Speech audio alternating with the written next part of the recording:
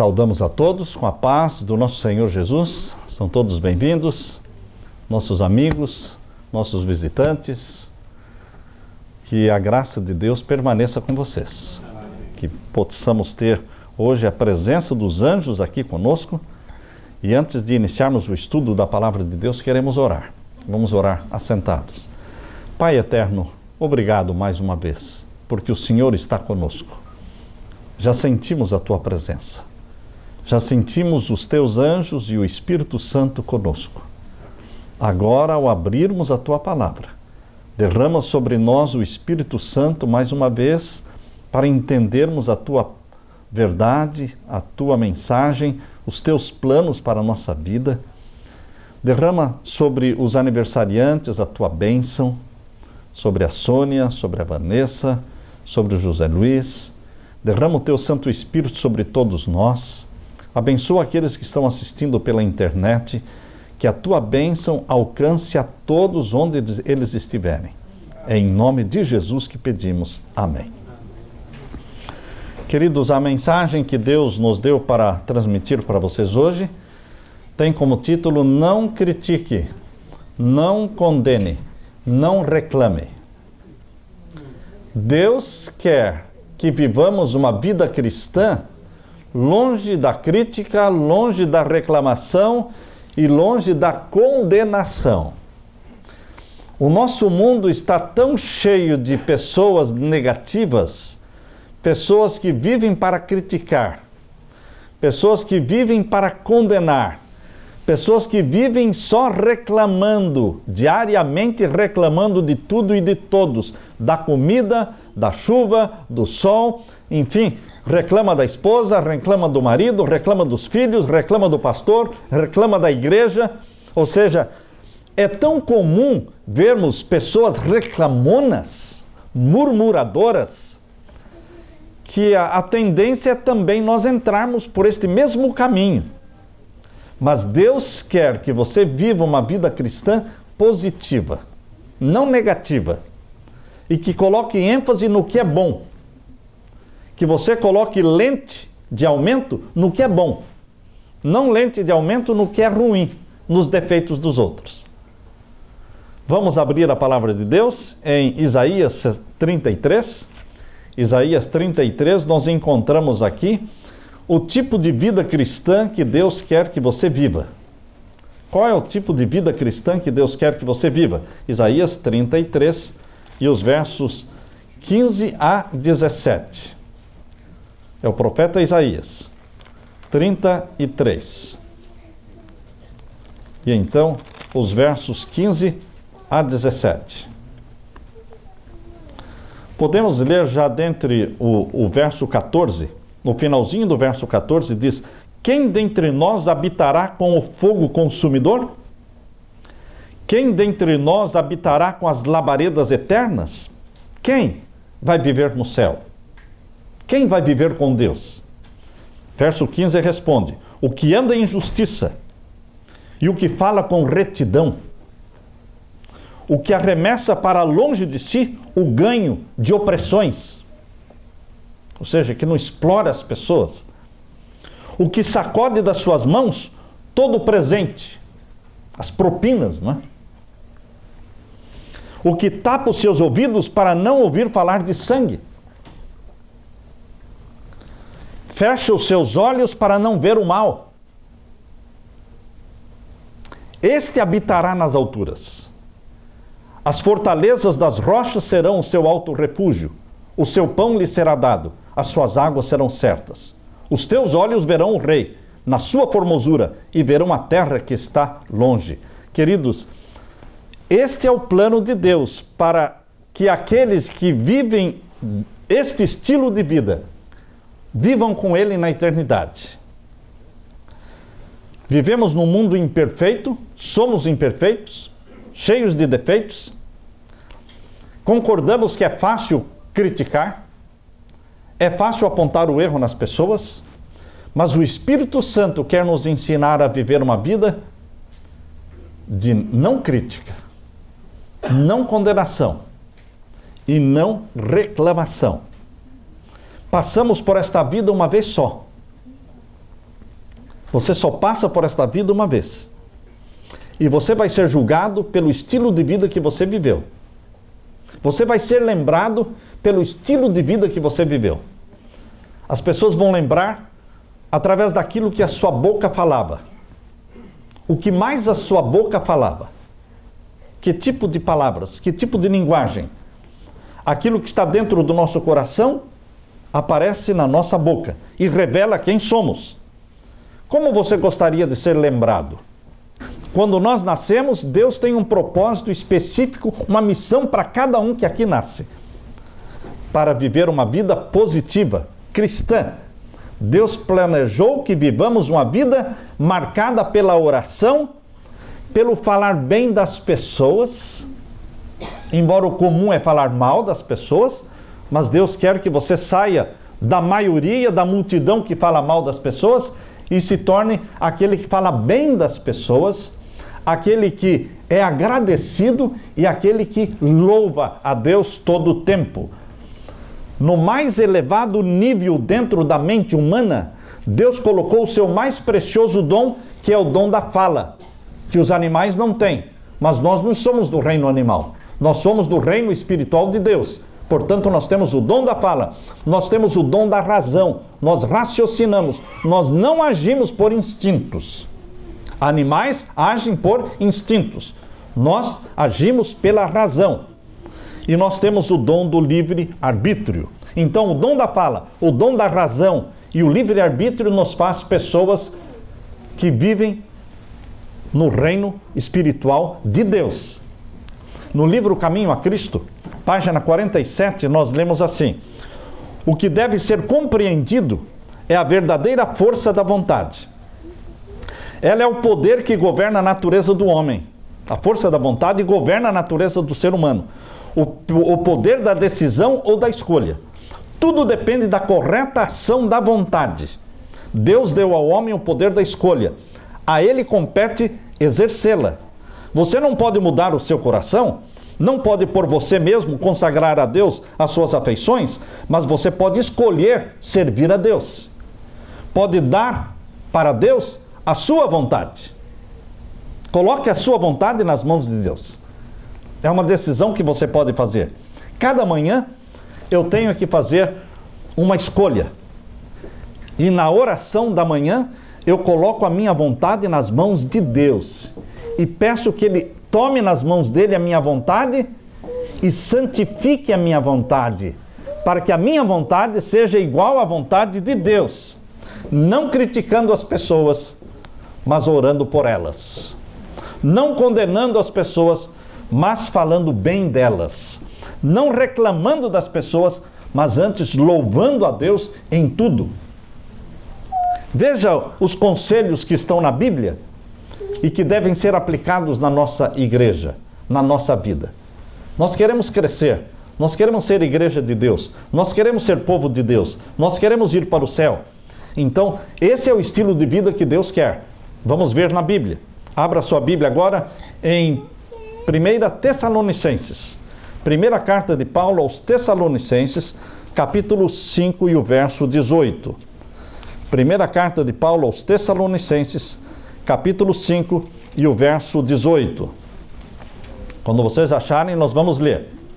Primeira carta de Paulo aos Tessalonicenses, capítulo 5 e o verso 18. Todos acharam? Vou ler. Em tudo dai graças. Em tudo dai graças. Qualquer coisa, deveremos agradecer. Coisas boas, coisas ruins. Quando estamos com saúde ou com doença. Quando estamos com emprego ou desempregados.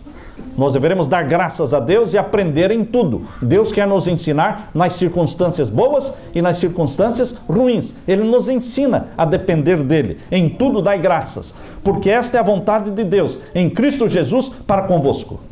Uma vida cristã positiva é uma vida voltada para a gratidão.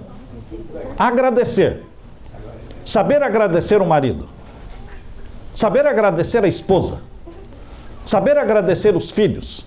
Saber agradecer as pessoas que lhe fazem bem, que te recebem aqui na América, que te estendem a mão, que repartem com você o teto, que te ajudaram quando vocês chegaram aqui. Queridos, saber agradecer, em tudo dai graças. Seja grato a Deus, aos pais, à esposa, ao marido, às pessoas. Desenvolva o hábito de agradecer. A Bíblia tem um nome próprio para as pessoas reclamonas e que não sabem agradecer. A Bíblia tem um nome próprio para isso: murmuradores. Abra sua Bíblia em Judas. Judas é a última página antes do Apocalipse. Quando você chega no Apocalipse, a página anterior chama-se Judas. E você vai encontrar aí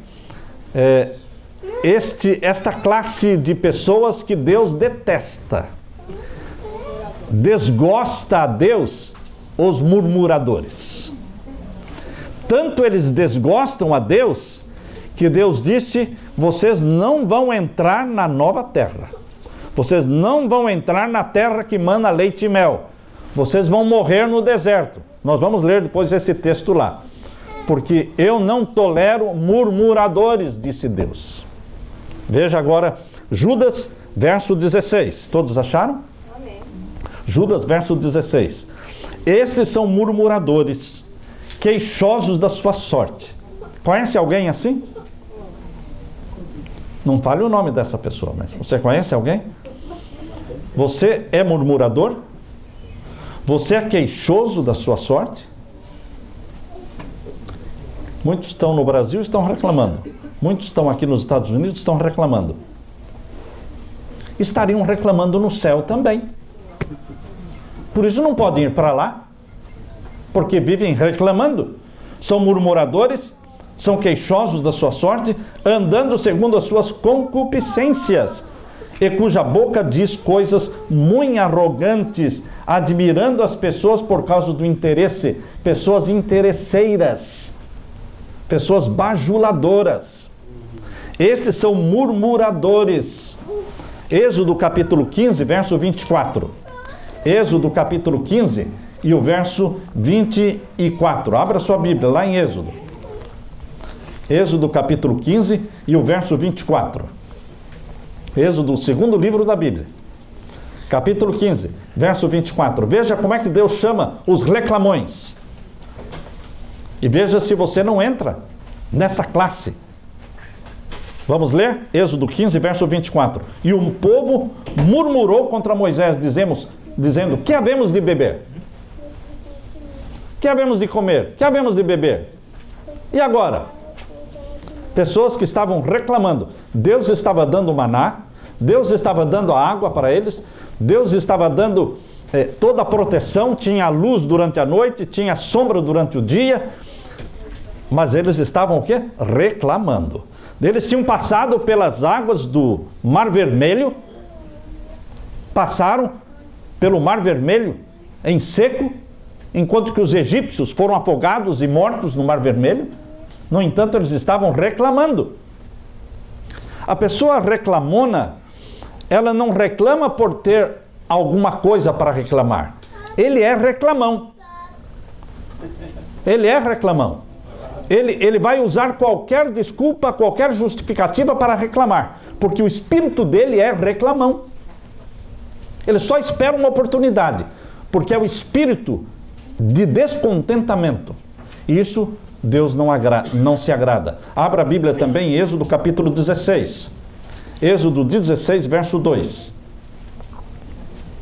Tem aí? Capítulo 16 de Êxodo, verso 2. E toda a congregação dos filhos de Israel murmurou contra Moisés e contra Arão no deserto.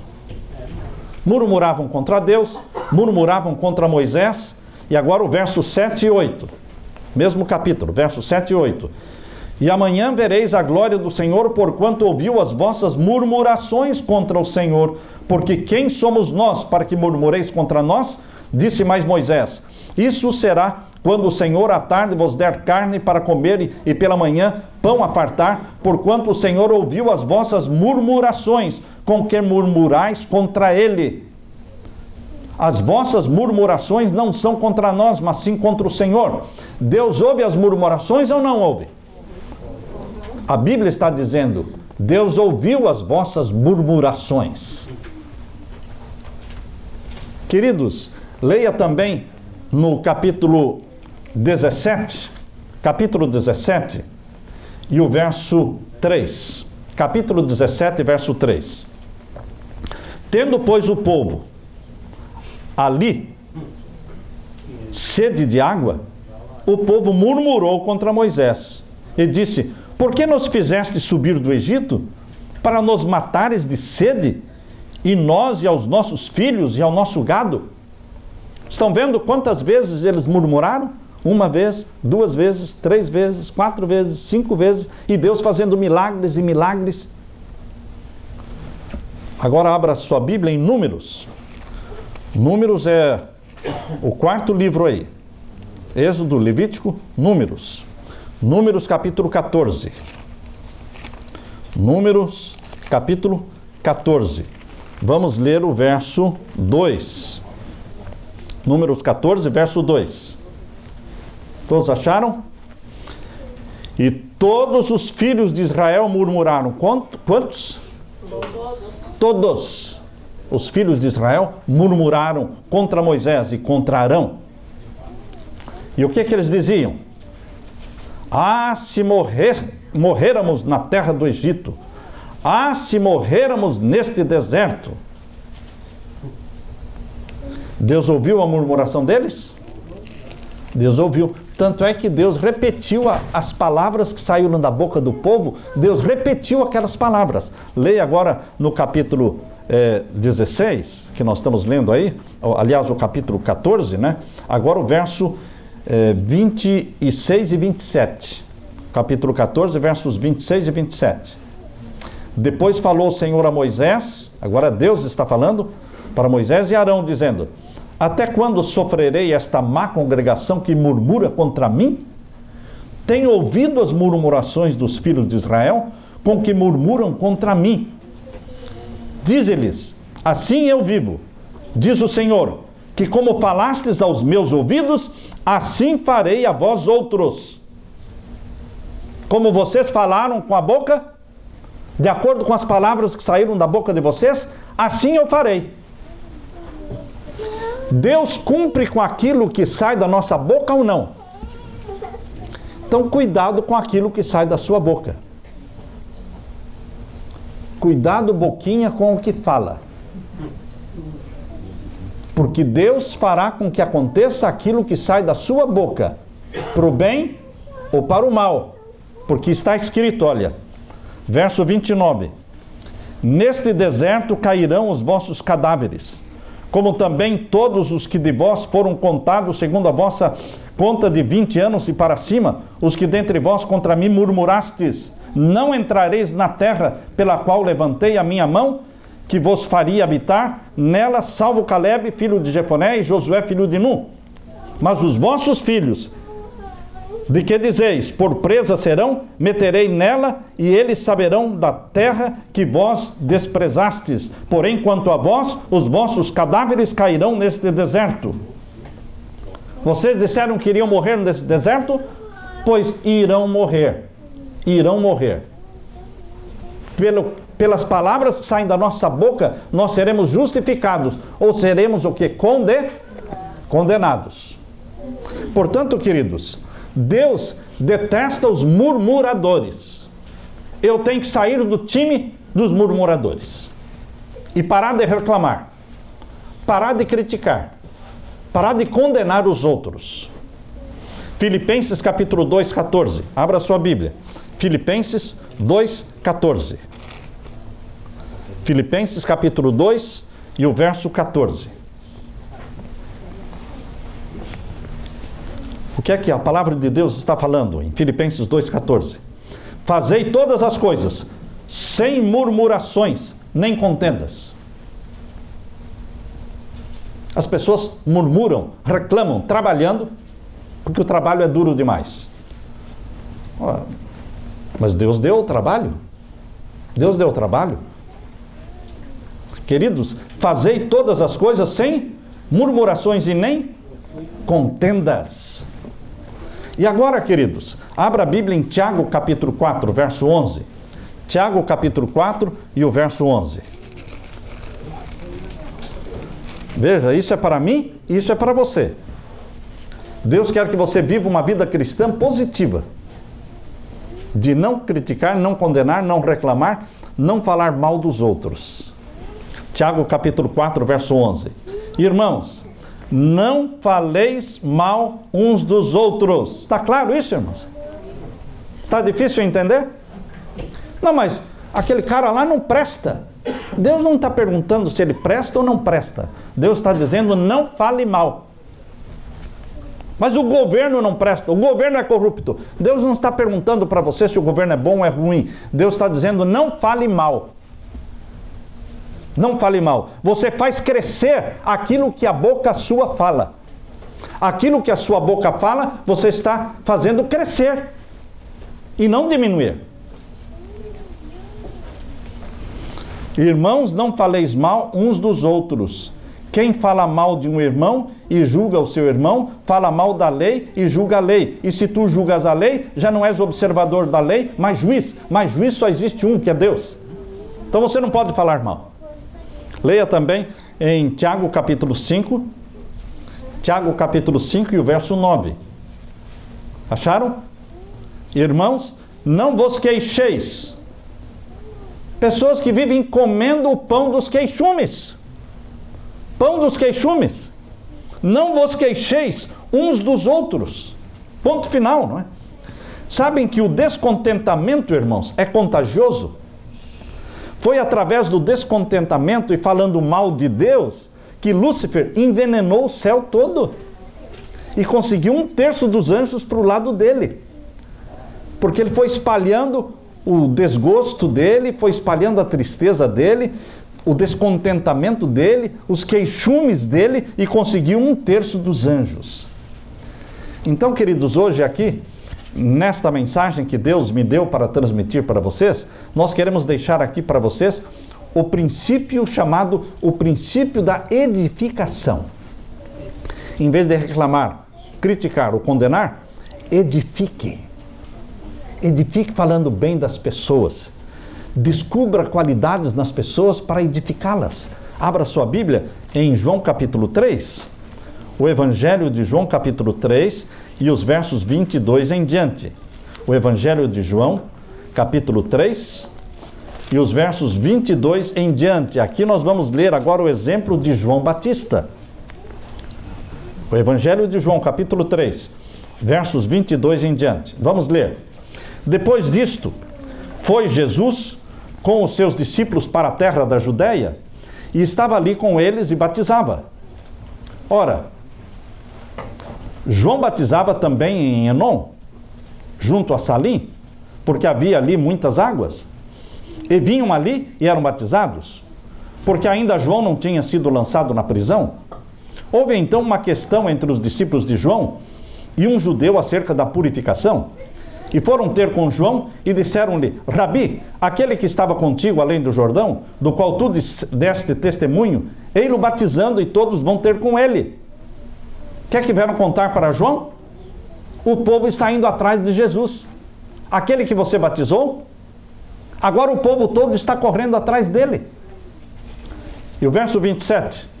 João respondeu e disse: o homem não pode receber coisa alguma se lhe não for dada do céu. Vós mesmos me sois testemunhas de que disse: eu não sou o Cristo, mas sou enviado adiante dele. Aquele que tem a esposa é o esposo, mas o amigo do esposo que lhe assiste e ouve, alegra-se muito com a voz do esposo. Assim, pois, que já este meu gozo está cumprido. Agora o verso 30, irmãos. É necessário que ele cresça e que eu diminua. É duro falar isso, irmãos. É muito difícil falar isso. É necessário que ele cresça e que eu diminua. É difícil sair de cena.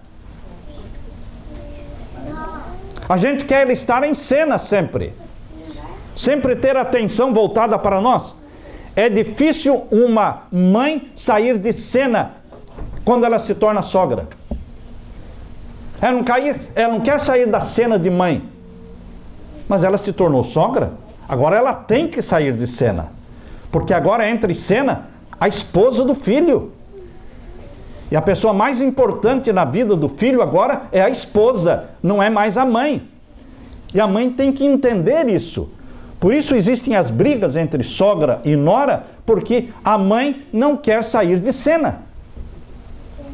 Ela tem que orar, fazer tudo o que pode pelo lar do filho e pela nora, mas ela tem que se lembrar que a pessoa mais importante na vida do filho agora é a esposa. Abaixo de Deus, a pessoa mais importante na vida do marido é a esposa. Na vida da esposa é o marido. Queridos, durante algum tempo a influência de João Batista foi a maior influência na nação judaica. A influência de João Batista era maior do que a dos próprios líderes e doutores da lei. O povo ia até João para ouvir os sermões de João Batista. Mas agora João Batista viu que a sua popularidade estava diminuindo, e o povo estava correndo atrás de Jesus, um novo líder. Dia a dia diminuía a plateia de João. Vocês acham que foi fácil para João sair de cena? Ele foi preso. Ele estava sentenciado a ser decapitado. E ele morreu decapitado. E lá preso dentro daquela cela, ele ficava ouvindo as notícias. O povo está correndo atrás de Jesus. E João, ninguém fala em você mais. Ninguém nem se lembra de você. Está todo mundo correndo atrás de Jesus. Satanás tentou despertar ciúmes e inveja no coração de João Batista. Mas João Batista disse o quê? É necessário que ele cresça e que eu diminua. Quando um pastor sai da igreja, importa que ele diminua e que o que vem depois cresça. Quando o primeiro ancião não é mais eleito o primeiro ancião, um outro é eleito como o primeiro ancião, importa que ele cresça. E o que era primeiro ancião anteriormente, diminua. Queridos, existe um tempo para você entrar, existe um tempo para você sair. Nós temos que saber entrar e temos que saber também sair. Vocês se lembram na Bíblia da experiência de Saul? Saul, primeiro ele disse que não queria ser rei porque não era digno. Mas aí ele foi ungido como rei, gostou disso, pegou gosto pelo poder. E quando Deus disse, agora você vai sair, agora eu vou escolher um outro, escolheu Davi.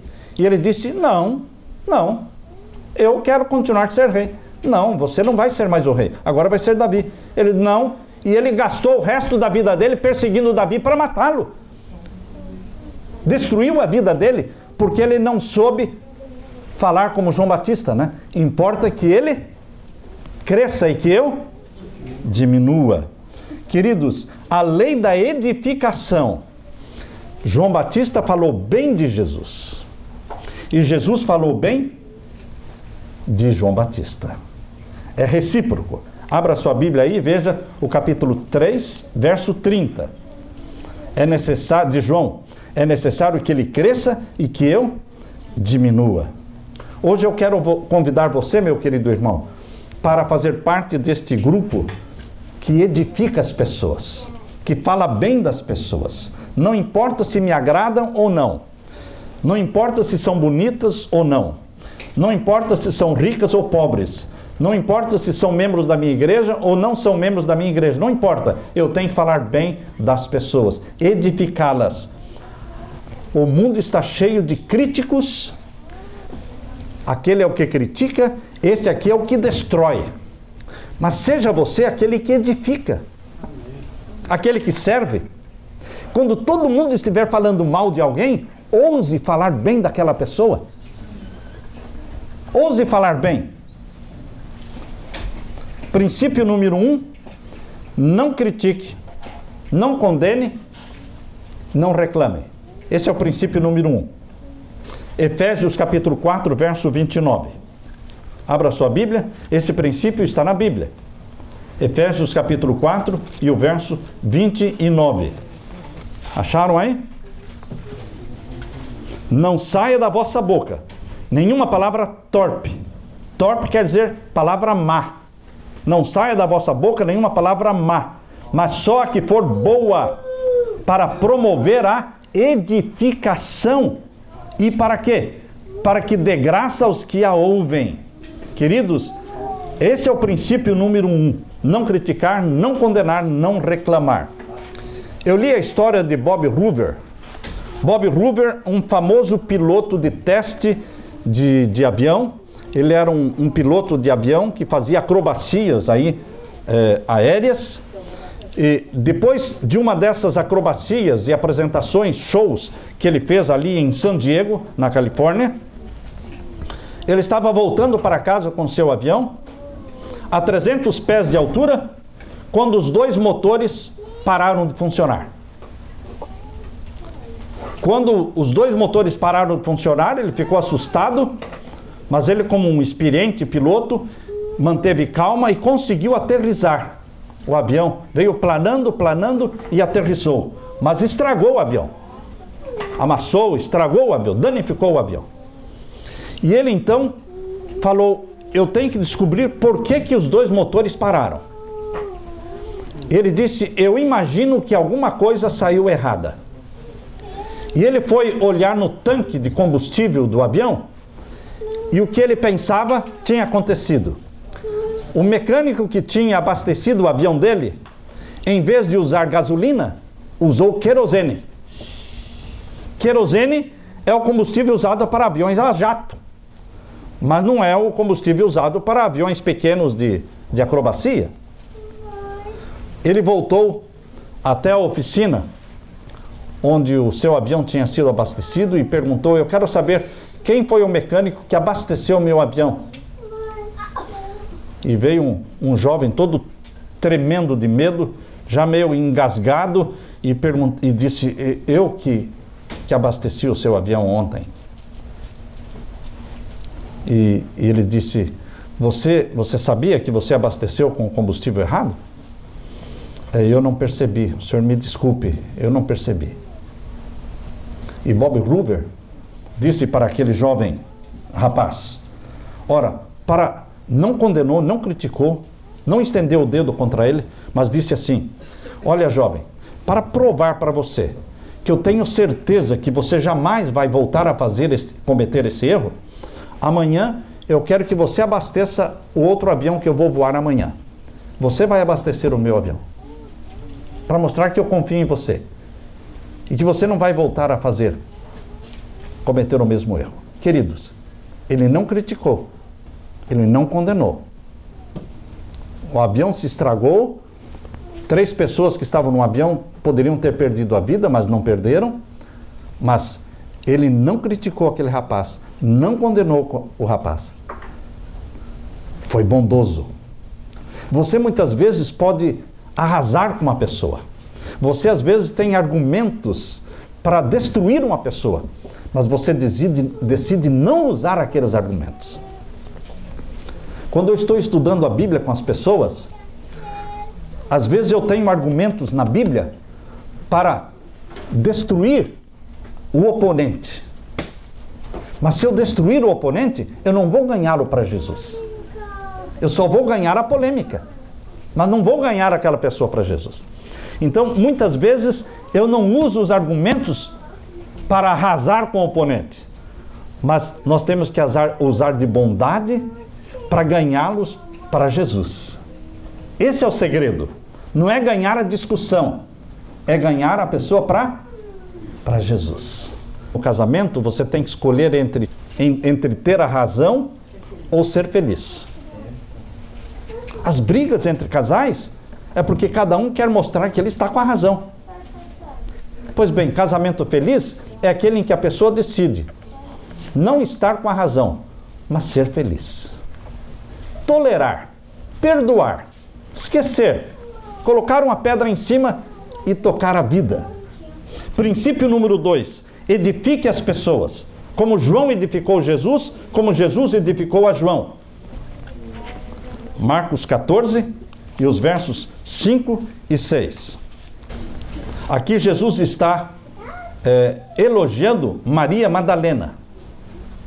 Maria, aquela que foi acusada. Veja o que Jesus falou. Marcos 14, versos 5 e 6. Porque podia vender-se por mais de 300 dinheiro e dá-lo aos pobres, Veja um pouco antes, no verso 4. E alguns houve que em si mesmos se indignaram e disseram: para que se fez este desperdício de unguento? Porque podia se vender por mais de 300 dinheiros e dá-lo aos pobres, e bramavam contra ela. Verso 6. Jesus, porém, disse: deixai-a, para que a molestais? Ela fez para mim uma boa obra, uma boa ação.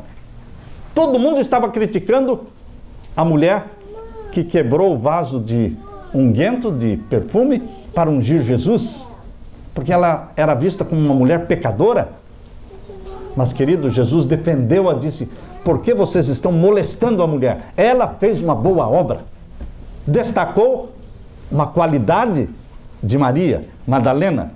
Queridos, exemplos de Jesus Cristo, por exemplo, quando as mães trouxeram suas crianças para Jesus abençoar as crianças, os discípulos começaram a repreender as crianças, dizendo: Jesus não tem tempo para cuidar de criança.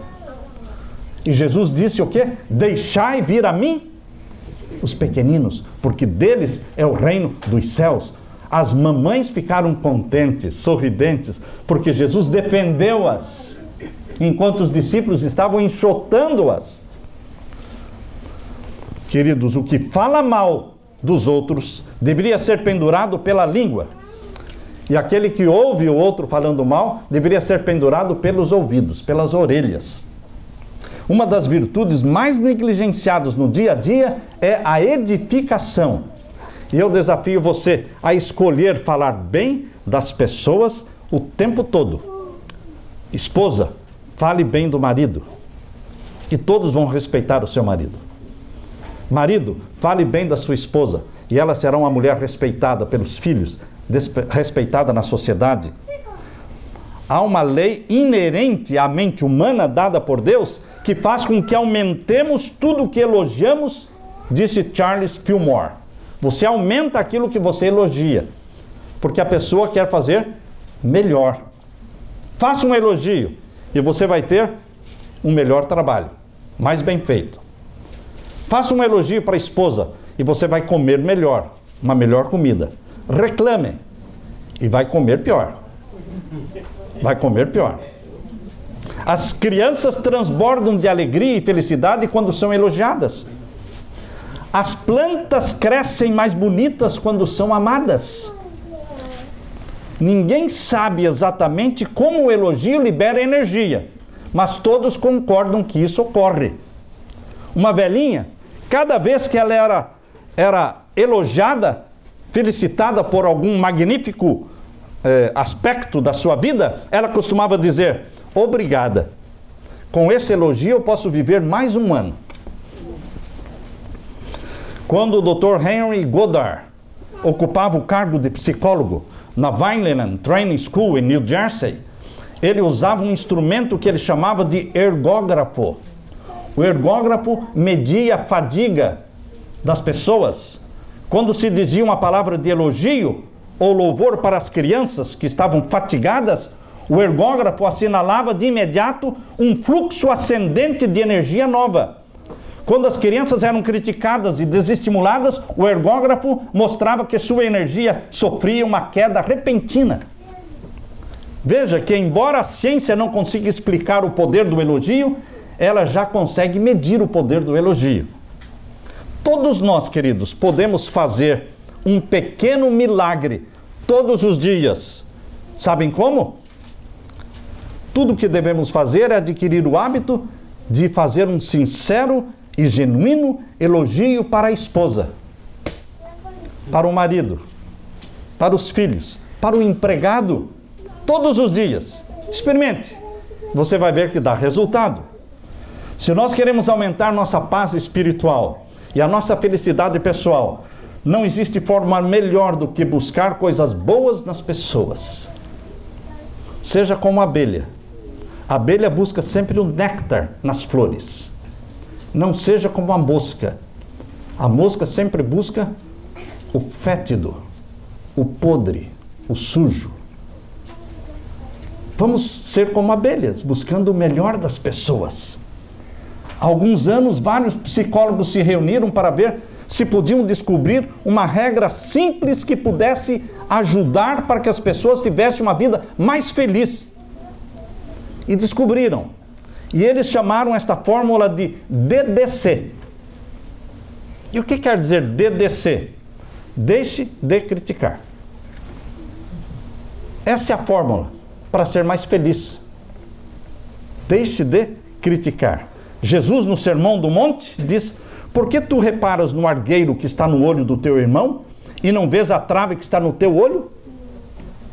Deixe de criticar os outros. Você tem bastante defeitos também. Não critique as pessoas, ore por elas.